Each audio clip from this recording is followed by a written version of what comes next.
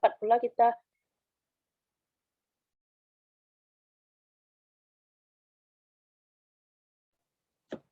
Assalamualaikum warahmatullahi wabarakatuh. Kami dari kelompok 2 akan mempresentasikan hasil diskusi kami mengenai integritas nasional sebagai salah satu parameter persatuan dan kesatuan bangsa.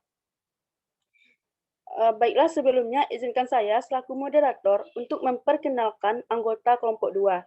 Yang pertama, ada saya sendiri, Ega Arman. Yang kedua, Maisyah Muti. Yang ketiga, Rendri Trisanda. Yang keempat, Syahnas Nazira. Oke, next. Baiklah, untuk topik yang pertama akan dibawakan oleh Maisyah. Kepada Maisyah dipersilakan. Baiklah, saya akan membacakan materi yang pertama, yaitu konsep dan urgensi integrasi nasional. Integrasi nasional adalah usaha dan proses mempersatukan perbedaan-perbedaan yang ada pada suatu negara sehingga terciptanya keseraian dan keselarasan secara nasional. Dalam Kamus Besar Indonesia, edisi ketiga tahun 2002, dikemukakan bahwa istilah integrasi mempunyai pengertian pembauran atau penyatuan hingga menjadi kesatuan yang utuh atau bulat.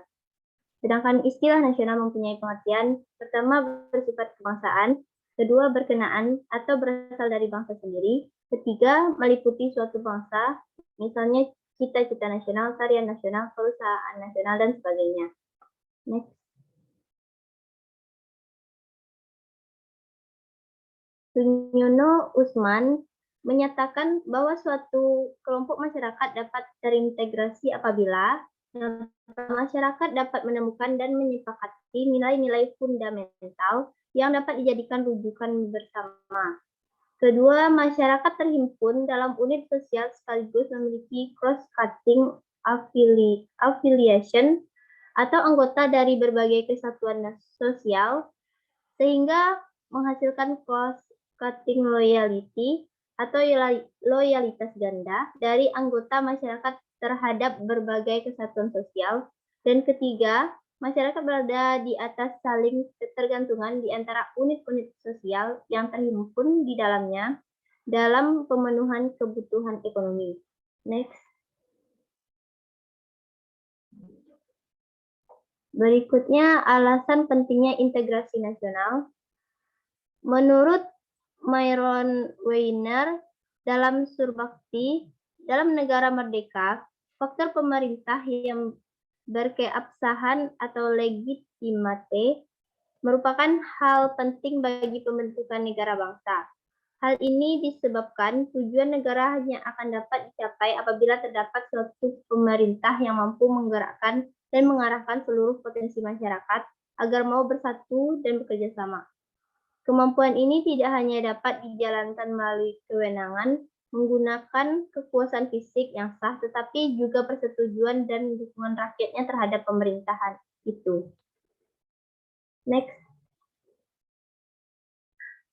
Masyarakat yang terintegrasi dengan hak merupakan harapan bagi setiap negara, sebab integrasi masyarakat merupakan kondisi yang diperlukan bagi negara untuk membangun kejayaan nasional demi mencapai tujuan yang diharapkan. Ketika masyarakat suatu negara senantiasa diwarnai oleh pertentangan atau konflik, maka akan banyak kerugian yang diderita. Baik kerugian berupa fisik material, seperti kerusakan sarana dan prasarana yang sangat dibutuhkan oleh masyarakat, maupun kerugian mental spiritual, seperti perasaan kekhawatiran, cemas, ketakutan, bahkan juga tekanan mental yang berkepanjangan. Next.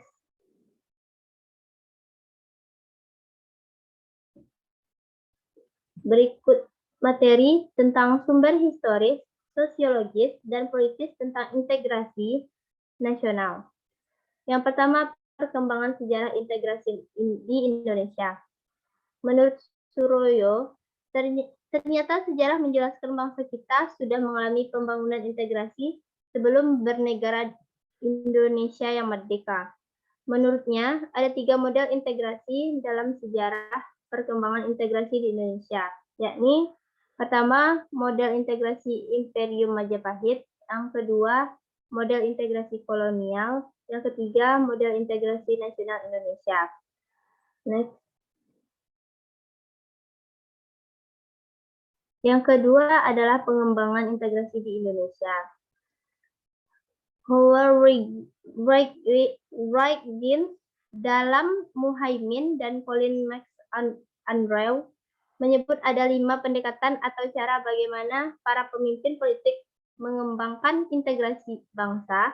Kelima pendekatan yang selanjutnya kita sebut sebagai faktor yang menentukan tingkat integrasi suatu negara adalah: pertama, adanya ancaman dari luar. Yang kedua, gaya politik kepemimpinan. Ketiga, kekuatan lembaga-lembaga politik. 4, ideologi nasional. Kelima, kesempatan pembangunan ekonomi. Next.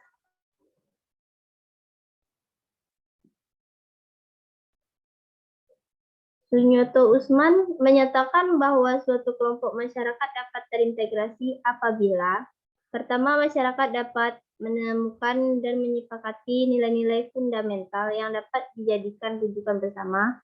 Yang kedua, masyarakat terhimpun dalam unit sosial sekaligus memiliki cross-cutting affiliation sehingga menghasilkan cross-cutting loyalty lagi pada latar belakangnya. Yang ketiga, masyarakat berada di atas memiliki sifat saling ketergantungan di antara unit-unit sosial yang terhimpun di dalamnya dalam memenuhi kebutuhan ekonomi. Next.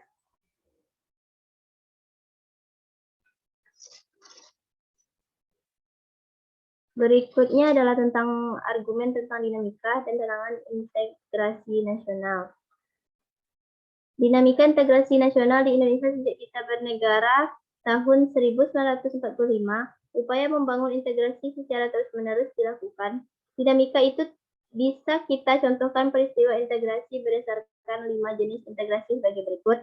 Pertama, integrasi bangsa, tanggal 15 Agustus 2005 melalui MOU di Vantaa, Helsinki, Finlandia, pemerintah Indonesia berhasil secara damai mengajak gerakan Aceh Merdeka atau GAM untuk kembali bergabung dan setia memegang teguh kedaulatan bersama Negara Kesatuan Republik Indonesia atau NKRI. Yang B, integrasi wilayah.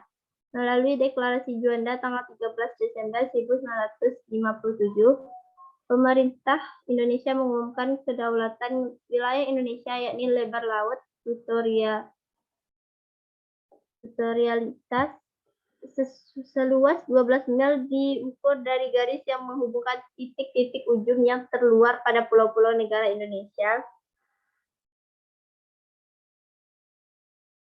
Yang C, integrasi nilai. Nilai apa yang bagi bangsa Indonesia merupakan nilai integrasi? Jawabnya adalah Pancasila. Yang D, integrasi elit masa dinamika. Integrasi elit masa ditandai dengan seringnya pemimpin mendekati rakyatnya melalui berbagai kegiatan, misalnya kunjungan ke daerah, temu kader PKK, dan kotak pos presiden. Yang E, integrasi perilaku atau perilaku integratif. Mewujudkan perilaku integratif dilakukan dengan pembentukan lembaga-lembaga politik dan pemerintahan, termasuk birokrasi. Tantangan dalam membangun integrasi nasional dalam upaya mewujudkan integrasi nasional Indonesia. Tantangan yang dihadapi datang dari dimensi horizontal dan vertikal. Dalam dimensi horizontal, tantangan yang berakar pada perbedaan suku, agama, ras, dan geografi. Sedangkan dalam dimensi vertikal, tantangan yang ada adalah berupa celah perbedaan antara elit dan massa, di mana latar belakang pendidikan kekotaan menyebabkan kaum elit berbeda dari masa yang cenderung berpandangan tradisional. Baiklah, itulah penjelasan dari saya. Terima kasih. Baiklah, terima kasih kepada Maisa atas penjelasannya. Selanjutnya akan dilanjutkan oleh Sanas. Kepada Sanas dipersilahkan. Terima kasih moderator. Baiklah, saya akan melanjutkan pemaparan materi tentang esensi dan urgensi integrasi nasional. Masyarakat yang terintegrasi dengan baik merupakan harapan bagi setiap negara, karena masyarakat merupakan kondisi yang sangat diperlukan bagi negara untuk membangun kejayaan nasional demi mencapai tujuan yang diharapkan. Integrasi masyarakat yang sepenuhnya memang sesuatu yang tidak mungkin diwujudkan, karena setiap masyarakat di samping membawa potensi integrasi juga menyimpan potensi konflik atau pertentangan. Persamaan kepentingan kebutuhan yang bekerja sama serta nilai-nilai tertentu dalam masyarakat merupakan potensi yang mengintegrasikan. Sebaliknya, perbedaan-perbedaan yang ada di dalam masyarakat seperti perbedaan suku, agama, budaya, dan perbedaan kepentingan yang menyimpan konflik, terlebih lagi apabila perbedaan-perbedaan itu tidak dikelola dan disikapi dengan cara dan sikap yang tepat. Kegagalan dalam mewujudkan integrasi masyarakat ini berarti kegagalan untuk membangun kejayaan nasional.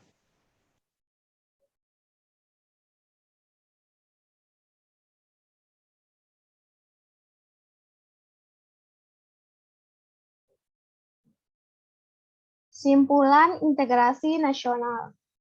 Integrasi nasional adalah usaha dan proses mempersatu perbedaan-perbedaan yang ada pada suatu negara sehingga terciptanya keseraian dan keselarasan secara nasional. Selanjutnya, masyarakat yang integrasi dengan hak merupakan harapan bagi setiap negara, sebab integrasi masyarakat merupakan kondisi yang diperlukan bagi negara untuk membangun kejayaan nasional demi mencapai tujuan yang diharapkan.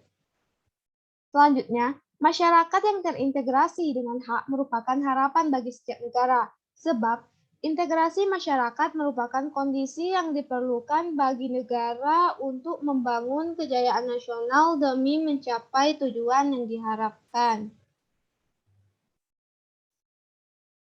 Dinamika integrasi nasional di Indonesia sejak kita bernegara tahun 1945, upaya membangun integrasi secara terus-menerus dilakukan. Selanjutnya, tantangan yang dihadapi dalam membangun integrasi nasional datang dari dimensi horizontal dan vertikal. Masyarakat yang terintegrasi dengan baik merupakan harapan bagi setiap negara, karena masyarakat merupakan kondisi yang sangat diperlukan bagi negara untuk membangun kejayaan nasional. Contoh-contoh praktik kewarganegaraan, yaitu yang pertama ada toleren, yang kedua rela berkorban, yang ketiga persatuan dan kesatuan, yang keempat mengutamakan kepentingan bangsa dan negara, yang kelima gotong royong, dan yang keenam yaitu kooperasi. Demikianlah penyampaian materi dari saya kembalikan kepada moderator. Baik, terima kasih kepada Sanas. Dengan berakhirnya materi yang disampaikan oleh Sanas tadi, berarti cukup sekian diskusi dari kelompok kami. Terima kasih saya ucapkan atas perhatian Bapak dan teman-teman semuanya, dan mohon maaf apabila ada kesalahan kata maupun ada kesalahan materinya tersebut. Kami dari kelompok 2 dengan ini menyatakan undur diri. Assalamualaikum warahmatullahi wabarakatuh.